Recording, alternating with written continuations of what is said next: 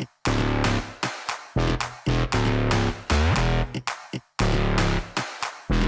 right, and we're back with another episode of the Hunger Games, and I have a special guest with me today. His name is Mike Bresnahan. Mike? Yes, emphasis on very special. It's good to see you, man. I know you from all your years at Spectrum Sportsnet when we would talk Lakers. Obviously, the Dodgers were under the same roof, but I don't know anything about baseball. But good to reconnect this way. And I love the fact you're doing this because, I get asked from time to time, hey, come on my podcast, come on my radio show, come on my TV show, whatever. I've been covering the Lakers in some way, shape, or form for 22 years. So when you reached out, you're like, do you want to come on a movie podcast? I'm like, absolutely. It's the least amount of time I've had to think in the last 22 years about going on something. So thanks for having me on your pod. Of course, man, and thanks for being on. We were talking about this before we got on, but like I love the concept of movies. Like movies come out all the time. There's always new movies, and like I learned that even working with you and Rob and Geeter and like just everybody that I've worked with in any aspect of my career, like people love talking about shows and movies. It's very natural for us to like go home from work or whatever on weekends, holidays, like see movies with friends and family, turn on a new Apple TV show, talk about the show Paradise, whatever it may be. Like, so I love talking this stuff and I can talk my head off on it. So I appreciate you being with me for this one. Now you and I always used to like cross paths in the hallway and we had Star Wars shirts on, right? Absolutely, man. It's good. It's good to find someone who's into Star Wars like I am. We had a couple other people at work too, and you knew I was going to be there opening night on Thursday. Even dragged my girlfriend to go see Mandalorian and Grogu. Hell yeah. And like that's like I don't know, that's some of the fun of this stuff is like seeing it when it comes out and like having immediate reactions, and that's been some of like my most fun podcast episodes that I've done so far. I'll get home from like a movie on a Thursday that like it comes out that night, and I'll go solo episodes a lot, and I'll just 25 minutes just dump my thoughts. So Mandalorian and Grogu is what we're talking about. I like to kind of start off early on these episodes with just giving people like what I felt overall about the movie, and I thought the movie was like better than critics were saying. Like I'd give it like a good A minus because the Mando stuff just like pumps me up, dude. Like the theme music, the armor, the Grogu, like all of it's just so well rounded. I'm with you. And, I didn't go on Rotten Tomatoes till afterwards. And I saw that the critics gave it like a 63% or something like that. And then the popcorn meter, obviously us common folk, we gave it like 90%, 89%. And I used to really care what critics thought, especially when I wrote for the LA Times. Did that for 22 years, I want to say. And now I just don't care what the critics say. I just don't. Maybe I've reached that point in my life. I'm in my 50s, so I feel like, you know what? I'm more interested in if the audience enjoyed it. I used to like really cram in, and still kind of do, like all the Oscar nominees. Like sometimes I'm just watching a movie a night for a week just to make sure I have them all in my head when the Oscars are shown. I don't really do that anymore because it's like I just don't care what the critics say. And I thought this was a fun movie. The fact that my girlfriend even would want to go, because she is not a Star Wars fan, but we started watching Mandalorian when it came out, 6 years ago, whatever it was, 5 years ago. It was like seven, maybe. Has it been 7? Wow. I think so. I think it was 2019. And she really liked it. And that to me, that to me was an indicator that, this appeals to a lot of people. And a lot of it was Grogu. Okay, we know that definitely is appealing.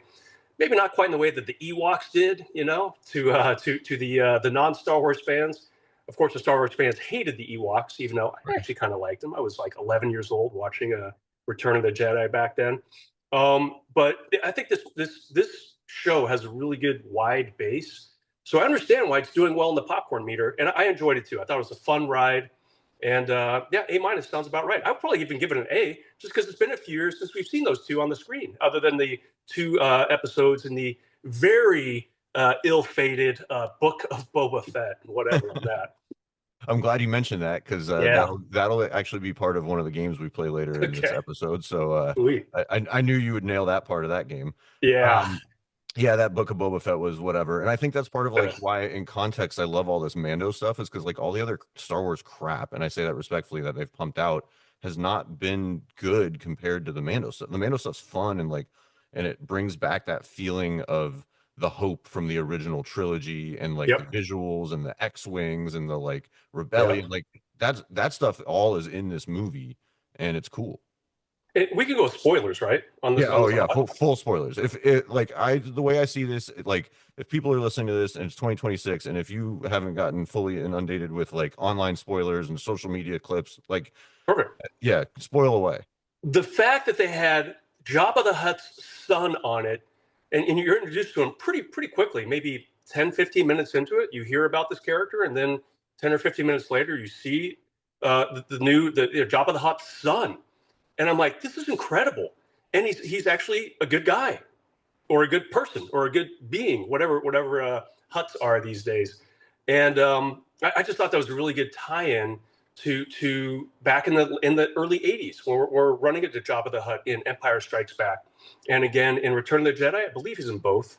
And to me that was just like instant like credibility for like kind of weaving in kind of like an older vein of the original Star Wars trilogy. And I thought it was really cool. And the fact that he's a good guy and wants to do good, completely unlike his dad, who put Han Solo in the carbon chamber freezer thing, which I still haven't forgiven him for. It's cool. I thought there was a really good touch in this movie. Yeah, I liked it a lot. And like one thing, I don't know, I feel like you and I have had this talk years ago, but I don't watch like the animated Star Wars stuff. Do you watch that? No, Like, I okay, don't. neither do I, but I had to do some research. So I guess this Jabba's son that you're talking about, I think his character was Rada the Hutt. Rod of the Hutt. Thank you. And Rada the Hutt, I guess actually was like a baby in some of the clone like the early Clone Wars animated series. Oh So wow. that guy Dave Filoni, who does a lot of the writing, I think he co-wrote with Jon Favreau on this. You can also feel like they're not just bringing this like family of the Hutts back, but like they love to appeal to their larger audience and crowd of like, okay, well, people also watch the Clone Wars, and now you got this like little baby. That I think that was part of the like the tongue-in-cheek joke of like he was a baby, but he grew up a little bit, and then you see when Yeah. he grew up, he's like a galactic Coliseum fighter basically, and Right. he's massive. And I thought that was all really cool. And I also was kind of like when I was watching the movie, I know Grogu is not technically Yoda's son. We all just call him Baby Yoda. But like I loved how they were kind of doing like the little Yoda, the little Jabba. Like I kind of started making that parallel of like you've got these like really legendary characters, Yoda and Jabba the Hutt, but you got like air quotes, they're kids, right? So like now you've got this whole like younger generation of like these space creatures, and you're like going on this adventure with them, which was kind of cool. That's a great point. And I'll tell you, I think my favorite 20 minutes of the movie, maybe 15 minutes. And it's definitely a lot of, sci-fi, smash them up, stormtroopers missing, a lot of shot attempts as usual. And, there's a lot of battles and everything. And you got your hyperspacing and everything. I think my favorite 15, 20 minutes of the movie was towards the end, probably, three-fourths the way through it. Mando is incapacitated. He got stung or bit or whatever it was by the evil snake, and he's almost dying. And Grogu has to kind of forage for both of them for a while. And it was a very silent, quiet part of the movie, and I really appreciated it. And he runs into that bizarre, looked like a catfish, kind of chilling on Yeah. his porch, and they had a really cool interaction. And that was probably my favorite part of the movie, just because it was just so different from light them up, smash them up, which I love too. Don't get me wrong, but I thought Favreau did a good job of juxtaposing battle, battle, battle, quiet Grogu just kind of on his own, slowly but surely developing before our eyes and saving Mando's life to boot. Yeah, which I actually agree with you. That was up there for me for one of my favorite like sequences of the movie. Also, Yeah, because like some of the visuals reminded me of like swamps on Dagobah. absolutely. They had these like, and that's what I meant a few minutes ago when we were talking about Favreau does this stuff with the Mando show where he just recaptures all these feelings. Yeah. And like I don't need like an Obi-Wan Kenobi backstory to enjoy Star Wars more. But if you give me like what Star Wars is, like they keep doing with this Mandalorian stuff, then it's amazing. And then the other thing I loved in that sequence, I was talking to a friend about this yesterday. Like I told one of my friends, I'm like, hey, call me when you see it. And he obviously didn't. I had to text him the next morning. And we talked about it. I loved, and it was so cheesy, but I loved the whole he's building that little hut for Mando to recover in, Yep. and then he's using the Force to push him in, and he just keeps banging the damn helmet on the. And like I was laughing like a child during that. I'm Yeah. like, this is amazing. It was so much fun. Yeah, and the part where he kept tapping Mando on the head earlier in the movie, my girlfriend was laughing out loud about that. She cracks up with Grogu, and I also like the part where like Grogu is. Well, I already mentioned the interaction with the guy who looks like a catfish, but just seeing Grogu at the very end, it's like, okay, you can push those buttons now, and he flies the ship kind of on his own, and just the part where we just see a little bit more growth in Grogu. And I believe we find out in the movie that he's actually like 50 years old. Is that right? I think Oh, I kind of I don't even remember them saying that, but yeah, I mean he must be yeah, because if like Yoda was what like 800 or 900 years old when he died, then exactly. these And things must age slowly. actually, I was at my mom's the other day, and she was watching like a half hour the making of Mandalorian and Grogu thing, and even my mom's into it. She's 85 years old. Wow. That might have been pointed out in that half hour show that actually Grogu's 50. I don't remember which if it was the movie or the preamble that I was watching, but just another example of it appealing to many people. My mom's like, I want to see this movie, and so she's like, I don't want to go in the theater. I'll wait for it to come on streaming. But I just love the and here's where I'm probably different from like the Star Wars nerds. And I'm a Star Wars nerd myself, but the really hardcore ones who hate the Ewoks, who are probably a little bit who think this is probably a soft version of Star Wars, who didn't want to see Grogu walking around and doing his own thing. Yeah, I love the I can't believe I'm going to use this word, but kind of like the tender side of Star Wars. There were times. Hey, look, I got teary eyed when like Leia was written out because she died, and when Right. Han Solo got killed by his son. I like these moments in Star Wars. And even if it's a furry Ewok, I have an Ewok shirt that I do wear on our podcast at work from time to time, and I love Grogu too. I have a little foot 18-inch high Grogu that my girlfriend made me kind of relegate to the corners of one of our rooms, but she's still on board with him, and I just like the kinder, gentler side of Star Wars.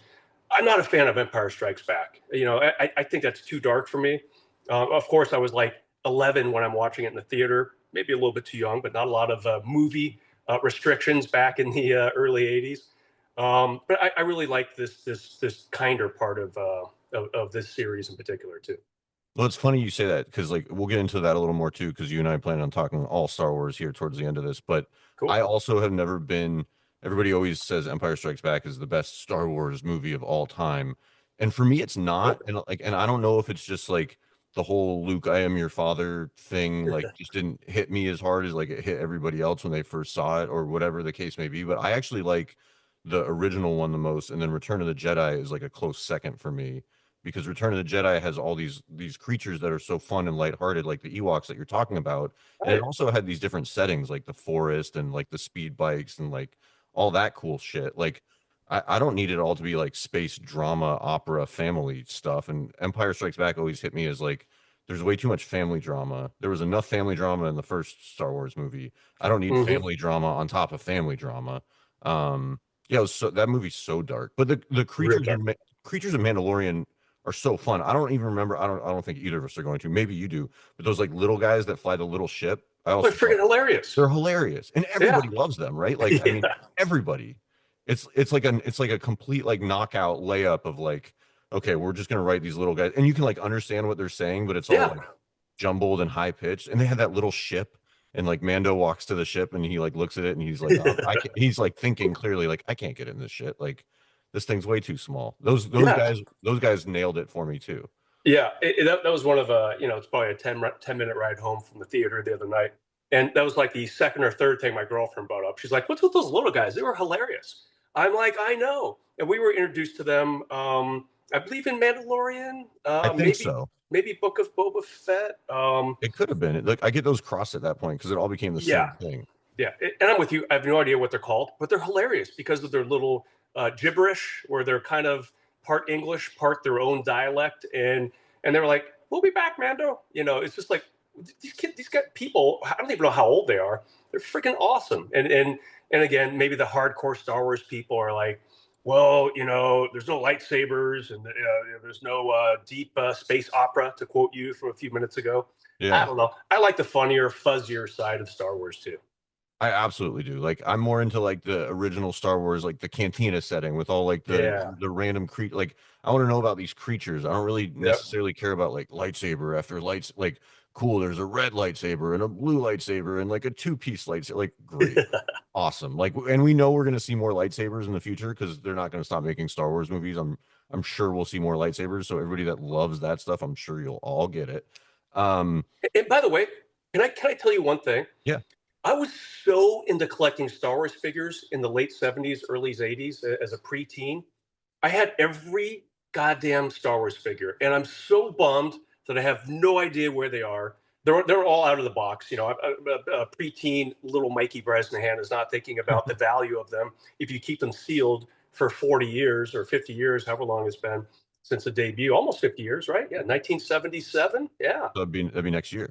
Yeah, but I had every Star Wars figure, and I love like having Greedo talk to the Walrus guy and recreating the cantina scene, and it was a huge deal. I know you weren't born back then, or if you were super young. But my grandma on my mom's side got me all of those figures. We had the Millennium Falcon, we had the Dagobah playset with like the little foam swampy area. Oh, I mean, that's so cool. it was a huge, huge, absolutely huge thing to grow up in those times, and I'm still pretty critical of Star Wars movies.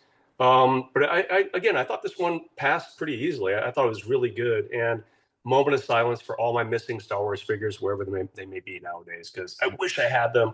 Just to see, maybe what would one or two of them get on eBay? Maybe my less favorite ones, like a Tusken Raider. See what they could fetch on eBay in Indeed, an unopened or an opened package for sure. Yeah, I hope you maybe you can just stumble upon those and find those one day because Right. those sound awesome. I remember like I was born in '87, so I didn't really have the Star Wars figurines, but like any toys that I had growing up was just like the greatest time to like imagine and play and like have fun. Like, and I feel like that's what Star Wars is kind of all about is like the imagination of like what if this world existed in space and like what if these Yeah. planets existed. Because to me, that's what it was always about. Again, not the family drama, but like how cool are these X-Wings and how cool is the Millennium Right. Falcon? Like that was always so cool. Or like even the like the I don't know, like the hover cars and like the hover bikes and like all like it's 2026. I don't know how we don't have that yet. Like I want one of those in real life. We need those. We absolutely need those. Drew, when the most recent trilogy came out, a little more than a decade ago, I'm going to Yeah. guess, maybe like 2014 or 15, whenever it came out, The Force Awakens, right? If I'm not mistaken.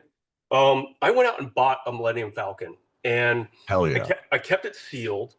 And then my girlfriend and I, we started dating about 8 years ago, and I had it kind of like pretty prominently displayed in its sealed box in Right. in the office. And she's like, not right away, give her credit. About 6 months into it, maybe like actually 3 or 4 months into it, she's like, so what's that right there? I'm like, oh, that's the new Millennium Falcon. And I can't find any of mine from when I was a kid. So yeah, I went out and bought this when the latest Star Wars came out. And she's like, yeah, you're like 45 years old.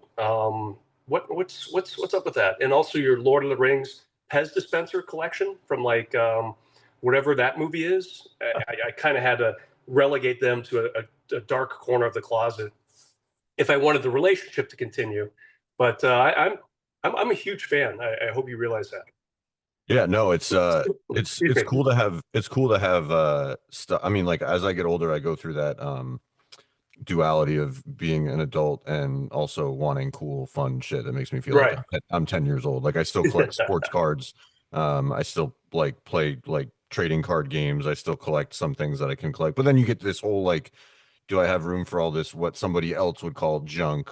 Right. Or for me, like this is really cool, it makes me happy, it makes me smile. And like I will always have a place in my life and my apartment and my heart for like cool shit like that because I am a big kid and I am not letting anybody or anything take that away from me. But it also sounds like you made the right decision on where to put these in a dark corner and everything worked out with that situation, which is tough Yeah. too, because you're an adult as well, and we all have to pretend we're serious adults. Well, speaking of dark corners in the closet, during COVID, this is probably 2021. We were living together by that time, and she's like, you're not going to work. No one knows what the hell this thing is. It's probably 2020 actually, Right. and you're seeing a lot of each other.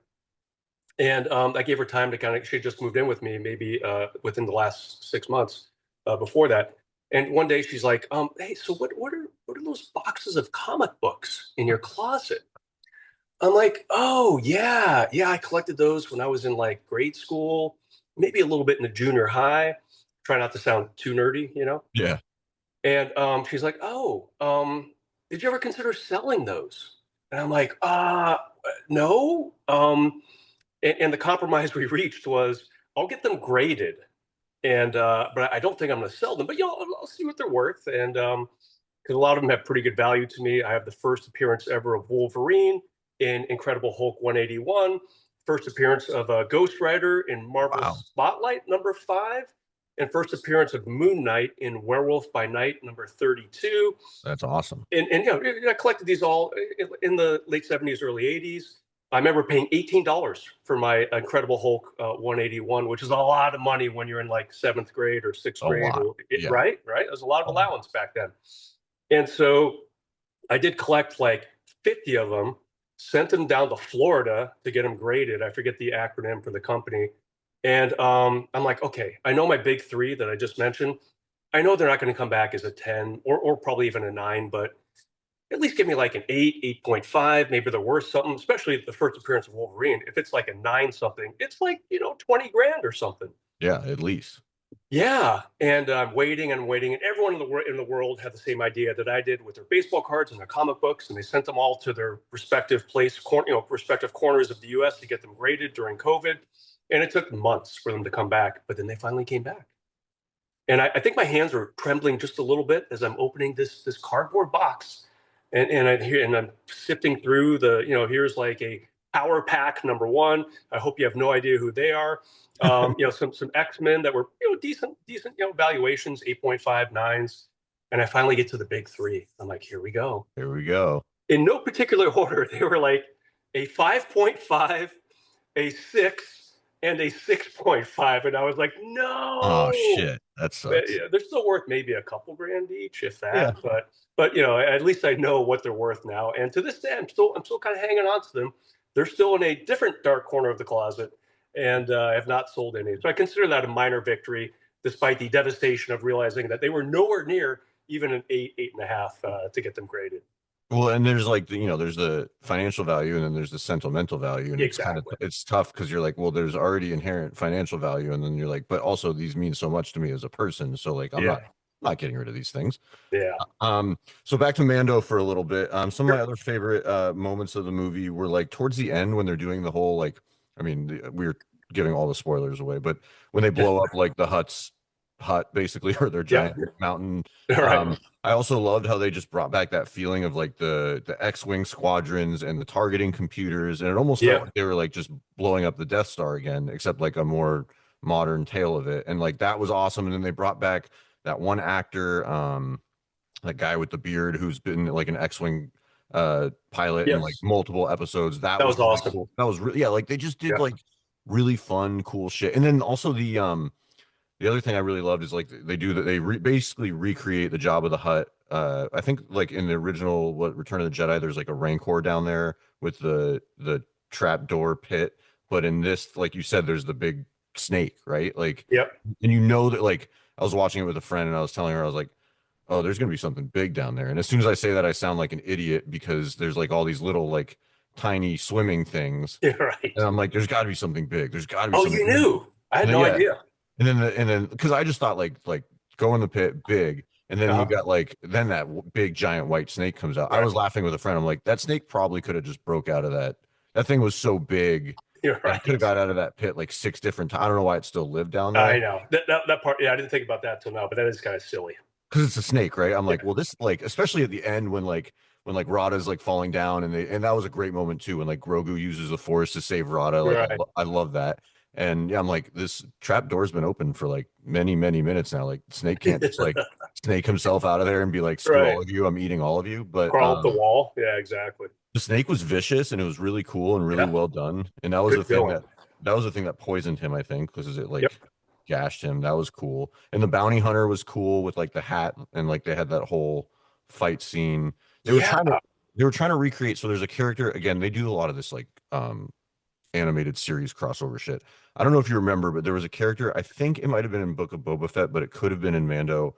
A bounty hunter named it might have been Mando season two. It was a bounty hunter named Cad Bane, and I'm pretty sure it was Mando season two. And he looked Huh. a lot like that. I think he had like a blue face and a hat, and he was like this really weird, slimy looking bounty hunter guy. And I think he ends up getting killed. But my friend thought, and my friends watch like all the animated stuff, so I usually call him and ask him like, "Hey, was this from the show?" I think this character that was this bounty hunter, and I'm not looking up his name, it's just some bounty hunter character. It wasn't Cad Bane, but it did like have that same feel of like the race of that guy, and that was pretty cool. I don't know all the things they did, especially even the did you notice in the credits they had Martin Scorsese as a name? No, I didn't see that. I'll be damned. I think he played the voice. Remember the like little like chef dude on the moon towards the beginning before they're finding Rada, where Mando's asking for like, "Hey, where can I find Rada? Where can I Oh find this yeah, guy?" And he's yeah, like, he's in that little like hut, like where he's like cooking for them. I yeah, yeah. think that might have been Martin Scorsese voicing that Oh, because that's cool. he was in the cast like pretty early when they started showing the cast names as Whoa, as the movie started. Yeah, I was as he like, "What should is?" be, right? Yeah, I mean, he Yeah, probably was like, that's "Why am I cool. not ahead of Pedro Pascal on the casting?" Yeah, there was just so many aspects of this movie where I couldn't disagree with the critics more on like their Yeah, 60% bullshit score. Like you were saying, I got over the yeah. critic stuff a long time ago because if I want to watch a movie and I enjoy it, I don't really care what the critics say. There used to be a guy in the LA Times named Kenneth Turan with a T, Turan. I would read him religiously. It was back in the 90s, early 2000s. And if he said the movie was bad, I would not go to it. Hmm. And people, this is when newspapers were still really powerful. And it was fun to work for the LA Times in those years, starting in the mid 90s, right after I graduated Wisconsin and moved back to LA. And I don't know what critic I would even read nowadays. He retired at least 15 years ago, 20 years ago, or left the LA Times, whatever it was.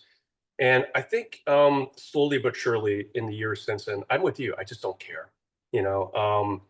I'm actually happier to see a popcorn score as high as it was on Rotten Tomatoes compared to the critics' score, because and I'm with you. I couldn't disagree more. But that's what critics do. They hate. Hey, that's part of my job. When I was the beat writer for the Lakers for the LA Times for 12 years, I covered three teams that made the finals, and they won the finals two of those times. And it was amazing how when they were really good with Kobe and Powell, and of course Lamar Odom, Andrew Bynum, blah blah blah. I would be more excited almost to write about the losses, just because they were so few and far between those years. I think they won like 65 games, 68 games. This is going back, at least 15 years for me. But so I understand the mind of a critic. I would rip them to pieces if they lost a game and then they win another nine in a row. So I actually looked forward to the losses. So, I could kind of see because it was something different. So I get a critic's mind, and I still have to be critical on the air for Spectrum Sportsnet. Right. And I picked up a teaching gig where I teach Pepperdine kids, kind of a hybrid sports writing, sports broadcasting classes. And I have to have a critical mind for when I'm looking at their submissions, their pieces, right? Bottom line, I understand a critic's job. I just disagree fundamentally with this 60 whatever percent score they give the Mando and Grogu.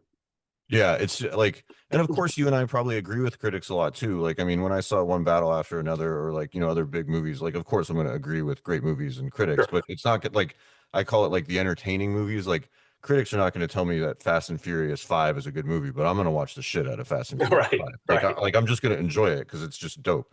Okay, so you and I were talking about this. Let's get into like kind of just playing some games and having some more fun with Star Wars We, stuff. So like we were talking about ranking, and I proposed to you ranking like maybe the three non-trilogy movies, and you had a great idea of like, you know what, let's just like rank all Star Wars stuff, right? Because I don't like the what they call the prequel trilogy. I think it's like total ass. I just can't do it. God. I can't do it. Brez, I would rewatch it when the new trilogy movies were coming out, and like it felt like nails on a chalkboard. Like I didn't know what I was watching. I remember being excited back in the early 2000s. It wasn't late 90s, right? I think it was early 2000s. Yeah, I think it was it might have been like 99 to like 2003. I don't Okay. know, somewhere around there. Whatever hideous time stretch that Yeah. was. I remember being excited. I'm like, oh, we haven't had a Star Wars in like 15 plus years. Yeah, I'm all in. And I thought the acting was terrible in those three, and poor Liam Neeson and Samuel Jackson got caught up. Was he Mace Windu? Was that his Yep. character? That was And him. I'm Yeah, just with like, like the purple lightsaber. yeah, I was just like, what are we doing here? And Yoda doing backflips with his light. Actually, that part was cool. That was the only cool part. Yoda with his lightsaber and his fight. Um, but I mean, yeah, we could just put. I would put those three at the bottom. Attack of the Clones. What was it? Phantom Menace. Just Yeah, put them Phantom all. Menace, Yeah, Revenge. I think it's Revenge of the Sith was the Revenge of the third Sith. one. And It's like a I know great. you probably know some people like I do. Like some people love that movie. The one where it's like Oh, the fight at the end no. and he like gets like his body mutilated and becomes like I thought that was like depressing to watch. It was so bad. Yeah, that's a three-way tie for last for me with those three. So I can't even rank those. I was so disappointed. Okay. Whereas, I don't know about you, but I mean, you mentioned earlier already your top two. I would actually probably put Return of the Jedi one, and then the original Star Wars two. Just because I liked how Return of the Jedi, it was pretty upbeat and positive. Like I loved the Ewoks. Again, this is 12-year-old me. I remember being lucky enough to see it opening night in Wow. Westwood when big Westwood movie premieres were like a big thing. Was it 83 or 82? I think it was 80. I don't remember what year it was. But my mom somehow got tickets. So I got to go to the world premiere at, I think it was called Avco on Wilshire Boulevard. It was awesome. That's And amazing. yeah, it was so cool. And I just remember, maybe that uh, uh, uh, tilts me towards this is my favorite movie ever direction. But I liked how, like, Luke is now, or I'm sorry, Han is now out of the cryo chamber frozen thing. And Luke and Leia, kind of start figuring out who they are. And let's get rid of Darth Vader. And I thought it was really cool. I like the Ewoks, as I already mentioned. I like the celebration with them and how they treated C-3PO like a deity. I love that movie. And then the original Star Wars is a very tight second, maybe even a 1B for me. So before I started doing this podcast a month ago, actually, funny enough, and you and I didn't talk about this directly at all before this. Return of the Jedi used to be my favorite, but I started putting things into like a different context of like, well, Return of the Jedi wouldn't have that same feel like if the first Star Wars movie didn't exist because they do a lot of the same like Death Star stuff and like the squadron to like blow up Right. the recreated Death Star and all that. So like I've only recently, and this is like honestly in the last month, man, I've only recently put the original like a hair above Return of the Jedi because Fair. Return of the Jedi has all these like mind-blowing like cool things that most of them you just talked about, or like even don't the Ewoks like throw like rocks at the Yeah. walkers and like Yeah. and again when I was a kid that when I first saw that like those speed hover bikes as I think it's like Luke and Leia are like just going through the forest like that blew my mind. I was like, I want like to watch that over and over and over again. And they got like the stormtroopers are like shooting like lasers at them on those things. I was like, this is the Yeah. coolest thing I've ever seen. It was At that point, awesome. at that point in my life, that was literally the coolest thing I've ever seen. And it's still up there for me. So I'd say, yeah, right now I like you and I are very, very similar on this, but I recently put I guess what they call episode four, A New Hope, but it was really just like Star Wars, I think, when it came out. That's my number one. Return of the Jedi is close number two. And I don't even think I'd have Empire as my third favorite Star Wars movie. I don't know if I'd have anything from the episodes seven, eight, and nine trilogy either. So maybe I guess it could be Empire, but honestly, I think Mando might be there for me. It might be like a tie between like Empire and Mando because like you were saying, I don't need like this so dark thing to bring me out of the world. Like the Mando stuff is this like uplifting, badass, great theme music, cool all the way from beginning to end. Like that Mhm. brings me back into the world. Yeah, I love that. I don't think I have Mando 3, but now that I think about it, I really enjoyed it. Here's where the Star Wars hardcores are going to hate me. I actually would probably put Force Awakens at 3, and here's why. That's fair. Discounting the crappy 3 in the late 90s and early 2000s, it had been a long, long time since I was excited about a Star Wars movie. And we're seeing Luke Skywalker again, or hints of Luke Skywalker. I think he appears at the very end of it, maybe. And I'm like Ray, she's awesome, and all the other characters in it, the new people. God, I'm blanking on their names right now. I'm really bad with names in Well, movies. like the And droids are cool, like Kylo Ren, the whole like yeah, attachment to like Kylo Ren being like the son of Han and Leia, and like all just like all that. Like again, it's kind of like it feels like you're saying similar to what I was with Mando's. That movie brought you back into the yes, world, and you're like, yeah, oh, cool, Star Wars. You got that feeling, and I got that yeah, feeling when I watched that movie in theaters too. That you feel like, okay, Star Wars is back, yeah.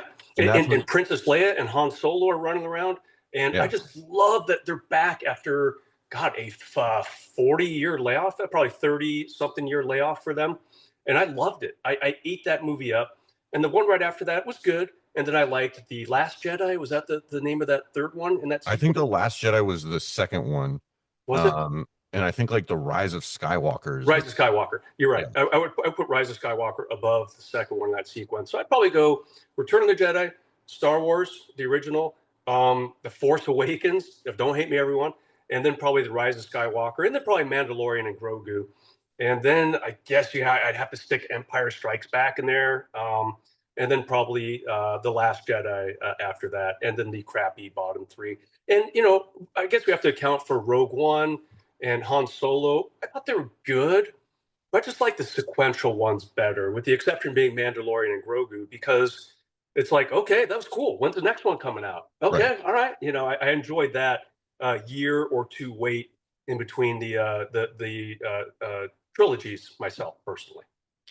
So then I would go to for me, then I would go to that 7, 8, and 9, like Force Awakens. I agree with you. I would put Rise of Skywalker ahead of Last Jedi. I thought like they completely botched the shit out of Last Jedi.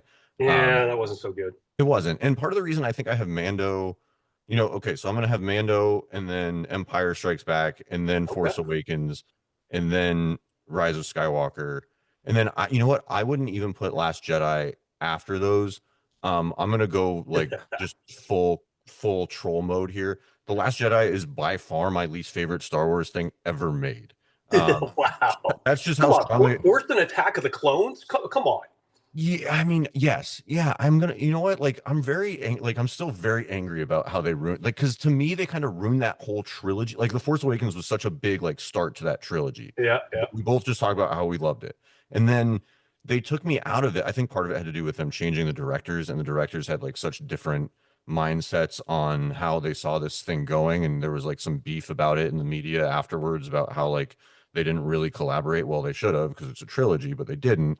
So like I'm gonna put The Last Jedi as absolute, like I'm putting that below everything, Brez. Like I think the Solo movie is better than uh Last Jedi. I think Rogue One, and I'm not a big fan of Rogue One either. Like people will go nuts about that movie when you talk about Rogue One. People think it's one of the better Star Wars movies like in general, and I just can't like I did not need a prequel about how they got the plans for destroying the Death Star. Like I don't care. Like Right, they already destroyed the Death Star in context of the timeline. So give me something like unique and interesting like Mando, or even like right. something so I would put the Solo movie actually ahead of Rogue One also, because I've rewatched the Solo movie, and I didn't think it was good when I saw it in theaters, but when I've rewatched it a couple more times, there are a lot of aspects to that that I actually really did like. So I would put I'd and then I between all that, because there's way too many movies to rank when we're doing all of them, but we're doing all of them. Like right before The Last Jedi, I would go Phantom Menace, Revenge of the Sith, Attack of the Clones, and then the worst Star Wars movie ever made to me is The Last Jedi. Like that's to me, that's just like that is bottom of the barrel. They were scraping for shit. It just didn't work. It looked cool, it sounded cool, and I wanted nothing to do with it. Like I've gone and rewatched that recently because obviously it's a pretty recently made movie, Yeah. and that movie makes me feel all sorts of negativity, kind of like rewatching a lot of that not trilogy. not even Finn and the dude who had two names, who was kind of like a young Han Solo. Not even those No, guys could keep you no, enmeshed in it. that movie just took me so like we're talking about like how the cool feelings of like the good movies are the ones that bring you back into the world, like brings you back to the episode 4, episode 6, the Mhm. original Return of the Jedi. The Last Jedi did the most as far as bringing me out of the world. It just felt like it wasn't even like a connected, and it didn't have any like connective tissue to even the previous movie. Like it just didn't feel like a full-fledged Star Wars movie. So for me, and I'm glad you said we can rank all of them, because like you'd think, okay, well, and we talked about this a little bit, you'd think like my answer would be the prequel trilogy, Phantom Menace, Attack of the Clones, Revenge of the Sith, would be my bottom three.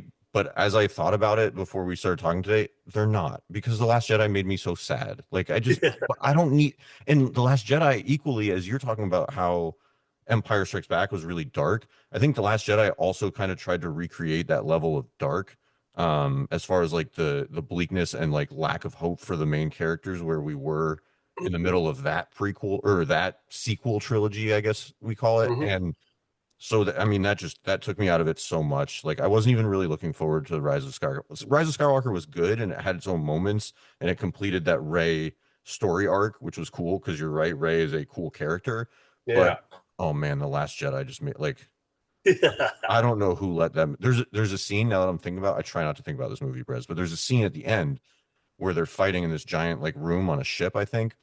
And like this is just me being a very nitpicky nerd who like loves movies and thinks that they could have done better. But if you remember, they're fighting in this room and there's all these really cool looking soldiers in like this red armor, right? They're like the Right. bad guys in the red armor. And for Sure. some reason, I'm Brez, I don't have a lot of fans, so I'm sure the set designer for Star Wars is never going to listen to this. But if they are, I apologize because I'm sure you tried really hard. But why was the outside of that room all red? And then these guys are all red, and I'm looking at like a red lightsaber and like red guys in armor and like a red like tarp thing like in front of the windows in the I was like, that was like the peak climax fight scene of that movie. I was like, give me a break. Like this is trash. You were So out. yeah, that movie just such trash. All right, so more like fun stuff to talk about. I came up with a little Pedro Pascal trivia. Oh boy. Um, I know this is gonna be tough. So like preview question. Have you ever watched Game of Thrones? Sure. Okay, great. The Game of Thrones question on here is tough. I asked like a friend it, and they're like, "Why would I ever remember that?" But whatever. Yeah. Okay, Pedro Pascal trivia. Let's just jump into it. So Pedro Pascal's in a lot of shit, right? Like he just seems to be in everything these days. Sure. Everything. So last year, 2025, not this year, 2026. Last year, Pedro Pascal was in one show and three movies. Can you name any of them? God. Um, I don't think I can. So I ran this by a lot of people, probably like 5 to 7 people, because I just do that and I'm weird, like this trivia. I mean, and uh most people at least got the show. Okay, let me think about this. Okay, so I know there was something we just watched him in, my girlfriend and me. What the hell was it? Here's no, I don't think I could. I don't think I That's okay. could. That's okay if you can't. This is kind of hard. I was looking at this and I was like, I could probably get two or three of these, but I couldn't get the one I definitely couldn't have told you is he was in a movie called The Materialists. I think it was with Chris Evans. I think it was like an A24 movie. Yeah, I'd like Not see that. he's in so much stuff that like you can't even know all the things that he's in. Yeah. The show was The Last of Us, that like zombie. Of course. Oh my God, Yeah, I'm so stupid. Yes. that was a Great. that was my air quotes easy one. I can't believe Fantastic. his exit in that one too. I'm still pissed off about that. Oh, that scene. Yeah. What the Oh, hell? it was it was episode 2, season 2, and I stopped watching the show. I gave Yeah. up. I was done. I was like, I'm not watching episode 3. I don't want Did this not anymore. go over well in our household either. Yeah, I didn't want it. Yeah. That just the energy of that, the way they did that, and how like not great the acting was at the end of that episode. I was like, I'm done with you. Yeah. That was bad. He was Mr. Fantastic in Fantastic Four. Um, Yeah, of course. I remember seeing the trailers. Did not see that though. Sorry. you know Yeah. what, Brez? You didn't miss much. I was very disappointed by that. It was not like Last Jedi level disappointment, but it was Good. like it was watchable. But my dad was born in the 50s, and he always used to tell me that like Fantastic Four was like, I mean, yes, they called them the first family of like Marvel superheroes, but like that was like his thing. Like he's like Fantastic Four is the coolest. And to this day, they can't make a good Fantastic Four movie to save their lives. I mean, they made two, I think, in like the early 2000s with Chris Evans actually as like Johnny, and I forgot who played Reed Richards, and I'm pretty sure like Jessica Alba was. I don't know. Those movies weren't good. Then they did another one, I think like 2015 with Miles Teller and Michael B. Jordan. That was awful. I think that has like a 9% from critics or something on Rotten Tomatoes, like just trash.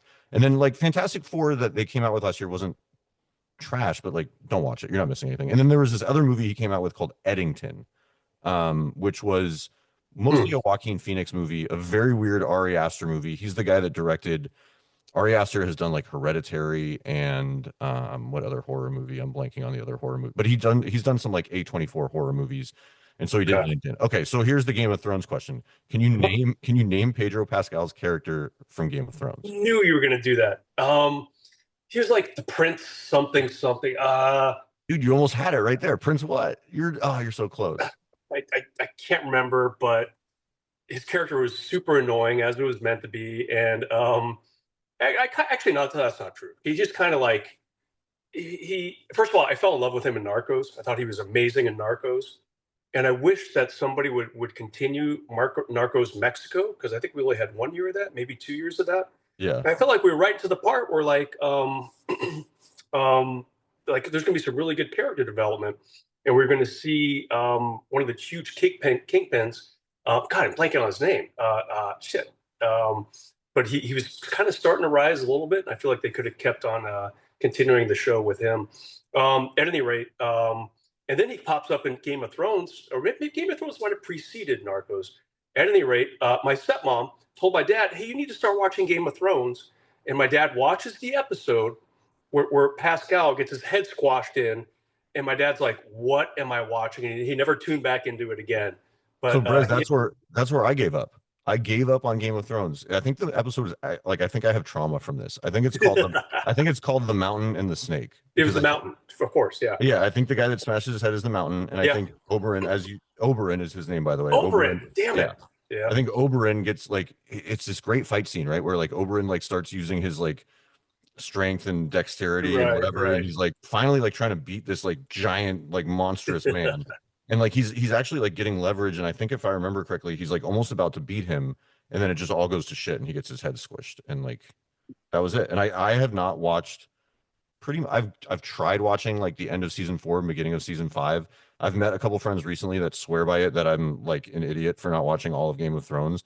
Yeah, And you at got to this finish it. well, at the same time, some of these people are like, but it made me so sad because it didn't end the way I wanted it to. I'm like, well, Well, then, yeah, yeah. The last season it was bad. It was bad the last couple episodes because there's a very pivotal moment very early in the last season. I'm not going to ruin for you, but it involves Arya. That's all I will say. And they should have ended it right then and there. And instead, there was like 3 more episodes. It's like, what are we doing? Yeah, it was weird. It was weird. I don't know if I'll ever get there, Brez, but if I get there one Yeah. day, maybe I'll send you a text and I'll be like, dude, I did it and it sucked. Um, The Arya scene was one of my favorite scenes in any show or movie of all time. okay, Yeah, that's fair.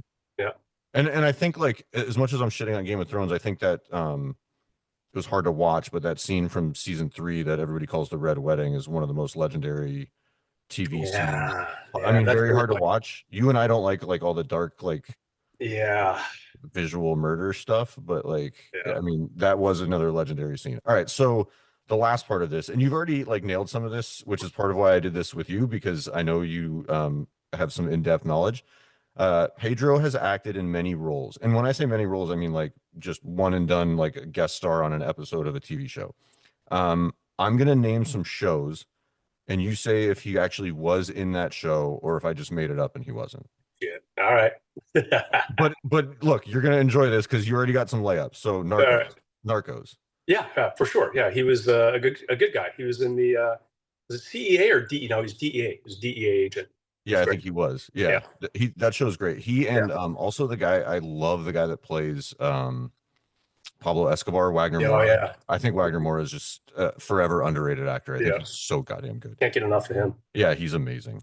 The Book of Boba Fett. Oh yeah, yeah. He was in it for 2 episodes. Sure. Yeah.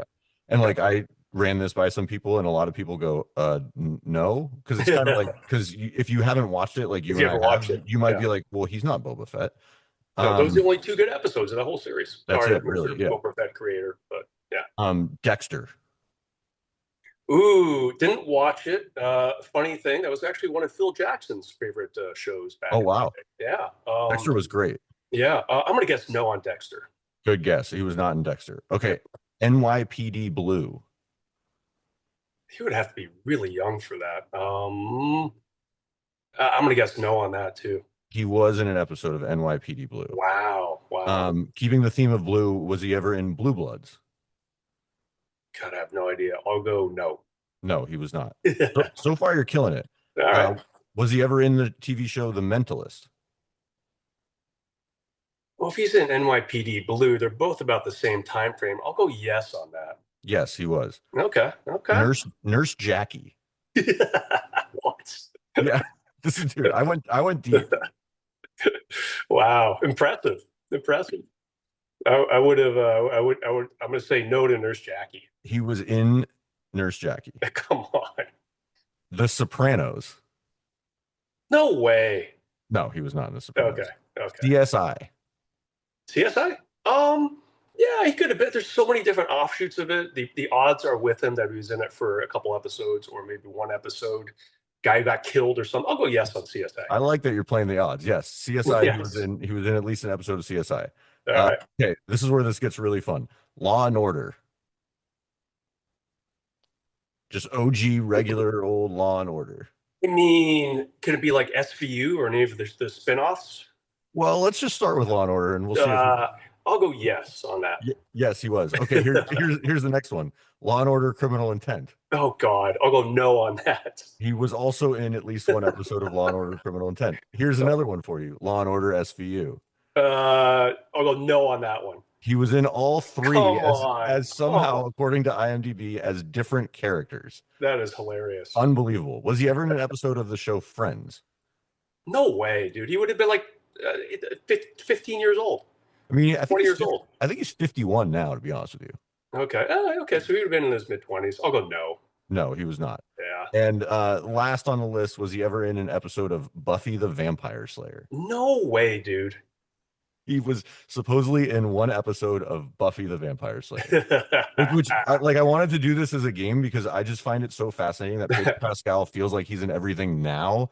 Right. And this list is mostly from not recent shows, other than like the first couple that I mentioned, Narcos and Boba Fett. And like, Right.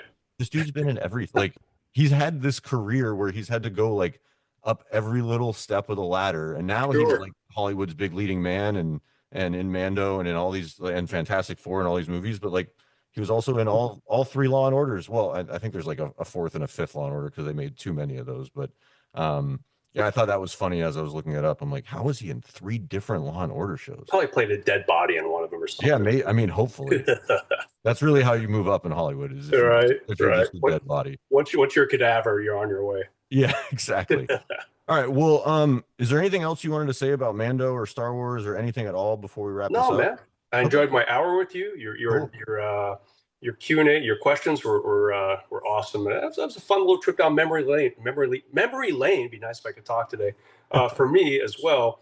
Get my grandma in there. My trip to Return of the Jedi for the world premiere, and on and on and on. Thanks for that. I really appreciate that. Yeah, this was a lot of fun. You know, another reason I was looking forward to having you on is because, so I've only had one other guest. You actually know her, Jen Davis, who we used to work with, and Sure. Jen came over to my apartment. We did a couple different episodes, and Jen talked plenty. And I'm not knocking Jen at all, but I was really looking forward to having you on to have a discussion about really anything. It didn't even have to be Star Wars, because now I can have somebody on that talks as much as I do, which is great. So I love that. Thank you, Bryce. I enjoyed my time, and have me on again soon sometime. Perfect. I mean, if we can figure out another way to do it, where it's a good movie for us, let's do it. I know you're a busy guy, and I try to be busy, but I just fake it. So, well, thanks for joining. And anybody who's listening, this was another episode of the Hunger Games podcast. Thanks so much.